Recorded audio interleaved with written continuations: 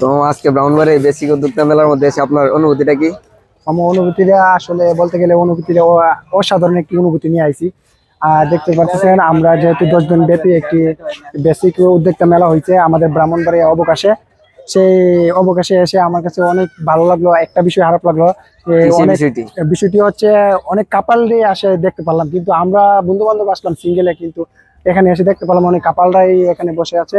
আর সত্যি কথা বলতে গেলে এই দৃশ্যটা দেখে অস্থির একটি অনুভূতি প্রকাশ করার মতো না। দেখতে পাচ্ছেন, দেখেন এদিকে কত সুন্দর সুন্দর রিভিউ এবং চমৎকার জিনিসপত্র কিন্তু নিয়ে আইছে এখানে। আজকে যেহেতু শেষ দিন এবং 10ম দিন, এই 10ম দিন উপলক্ষে কিন্তু অনেক ধরনের ডিসকাউন্ট চলতেছে এখানে জিনিসপত্রের মধ্যে।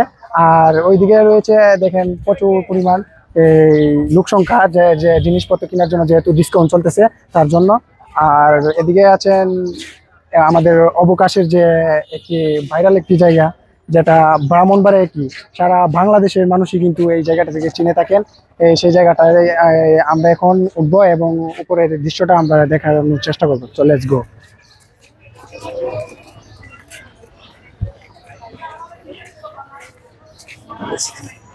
এখানে আমি প্রায় সময় আসি, তো এরকম ভাবে এরকম একটি পরিস্থিতি দেখতে পারবো কখনো কল্পনা করি নাই। এই চারিদিকে শুধু কাপালের খেলা, আর আমরা শুধু আছি শুধু সিঙ্গেল নিয়ে, আমরা বন্ধু বান্ধব কিন্তু আসছি। দেখতে পাচ্ছেন ওইদিকে ওই দেখেন কাপাল আর কাপাল, আর আমরা এখানে কিন্তু সিঙ্গেল বসে আছি।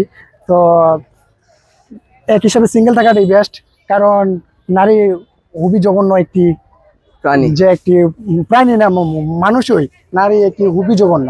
যে যে একটি প্রবাদ আছে না, ওরে মায়াবতী না ওরে মায়াপুরী, মায়াপুরী ওরে মায়াপুরী।